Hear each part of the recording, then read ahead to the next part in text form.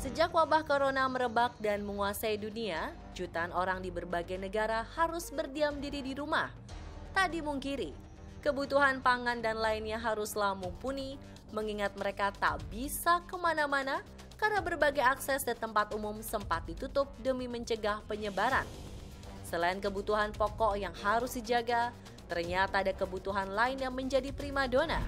Kebutuhan itu adalah kuota, yang kini harus selalu ada untuk menjalankan aktivitas via dunia maya, dan salah satunya adalah sekolah. Terhitung sudah berbulan-bulan siswa-siswi dari semua jenjang pendidikan hingga kuliah terpaksa menerapkan pembelajaran di rumah. Mereka harus memanfaatkan koneksi internet agar terus bisa mengikuti pelajaran yang diberikan oleh guru di sekolah atau dosen di universitas. Singkat kata, kuota internet kini menjadi kebutuhan utama masyarakat. Meski terbilang memanfaatkan teknologi, ternyata ada masalah baru di dalamnya. Hal itu adalah akibat adanya pembelajaran via daring, jaringan internet yang belum merata di semua daerah, hingga minimnya fasilitas alat komunikasi menjadi kendala yang harus diperhatikan. Tak sampai di situ, belajar di rumah juga menjadi masalah baru bagi para orang tua pekerja, karena mereka harus mendampingi anaknya saat belajar via online di rumah. Ya ini kan karena keadaan pandemi, makanya mau nggak mau belajar online. Karena di beberapa negara program pendidikan itu udah pada masuk sekolah langsung kan, tapi dengan protokol-protokol yang sudah disediakan di negaranya gitu. Ya mudah-mudahan sih di Indonesia secepatnya ya. Ini semua tidak pernah diduga sama semua di orang tua di belahan dunia manapun. Jadi memang ini waktunya beradaptasi.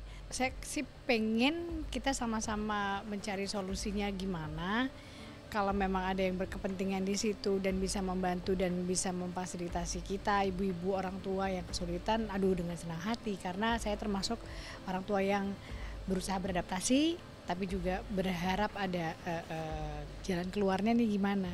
Secara orang tua beda sama guru.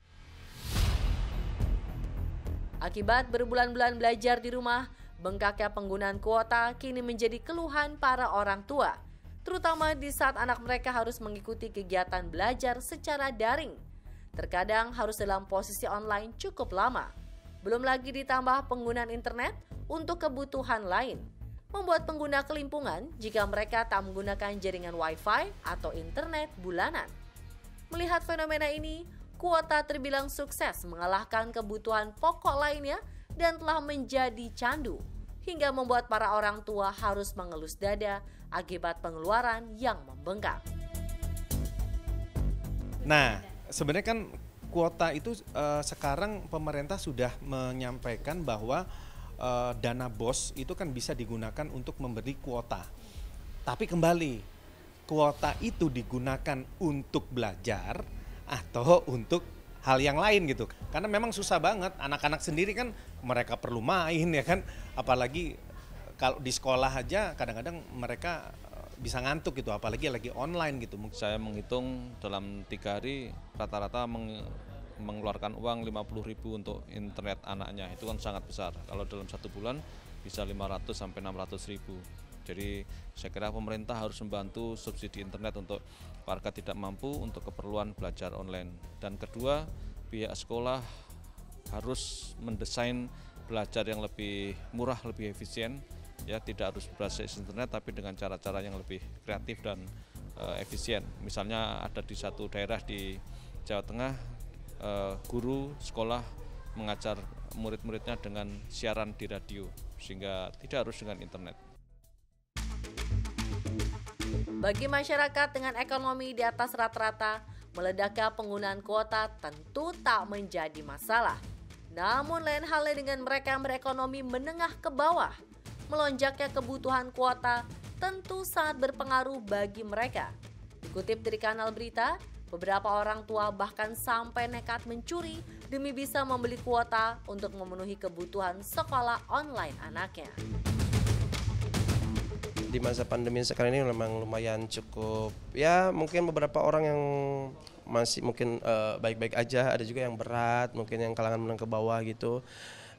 Bahkan saya dengar ada yang orang sampai rela mencuri demi anaknya untuk kebutuhan sekolah karena harus menggunakan kuota. Dan saat ini memang kebutuhan kuota internet sangat meningkat ya, karena harus belajar di rumah. Sekali lagi kalau itu yang saya ingin tanggepin sedikit, yang sampai mencuri, ya gimana pun juga sebenarnya mencuri kan nggak boleh ya. Ini yang kemudian membuat kita merasa miris. Belakangan ini banyak sekali warga yang dalam upaya memenuhi kebutuhan akan data itu kemudian harus melakukan atau mencari jalan pintas yang tidak hanya membahayakan dirinya tapi juga orang lain dengan melakukan tindakan kejahatan atau kriminal misalnya. Fenomena miris kuota menaklukkan dunia belum berhenti sampai di situ. Hal itu adalah momen memprihatinkan. Melihat beberapa foto dan video yang menunjukkan saat anak-anak seusianya sibuk bermain, ternyata masih banyak anak di bawah umur yang harus bekerja banting tulang agar bisa membeli kuota internet untuk belajar. Pekerjaan yang mereka lakukan adalah menjadi buruh cangkul, berjualan makanan, hingga menjadi pemulung. Kalau memang ternyata anak ini punya potensi gitu kan, dengan banyak kok, dengan adanya kondisi ini banyak ternyata anak-anak yang berpotensi gitu, dan bahkan mereka bisa menghasilkan uang gitu dengan tiba-tiba dia bikin YouTube channel lah gitu, DIY lah atau apa gitu. Jadi sebenarnya sah-sah aja juga sih, tapi ya jangan sampai benar-benar 100% atau ya memanfaatkan anak untuk ikut bertanggung jawab untuk membeli kuota ini. Sebenarnya satu sisi udah pasti jadi miris, pasti sedih gitu. Tapi aku dari kecil, karena memang dari keluarga yang memang bukan berada, nggak semuanya bisa dikasih sama orang tua. Aku juga gitu kok kecil gitu. Maksudnya bukan berarti tidak berempati sama apa yang dihadapi sama anak-anak ini ya, yang memang harusnya main, bukan bekerja untuk mencari sesuatu yang akhirnya buat dianya sendiri gitu. Tapi paling tidak kita belajar bahwa spiritnya itu udah bagus, dia berusaha gitu. Pertama, kebutuhan data yang terbesar sekarang salah satunya adalah dikaitkan dengan pendidikan, di mana seluruh sekolah, universitas, hampir sebagian besar harus melangsungkan proses belajar mengajar di rumah dan kemudian otomatis menggunakan data.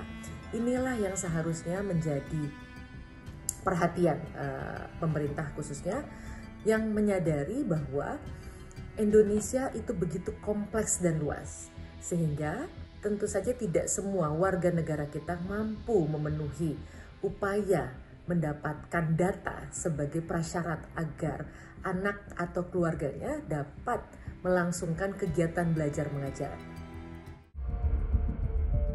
Pemirsa, dari tayangan ini semoga kita bisa mengambil hikmah yang ada.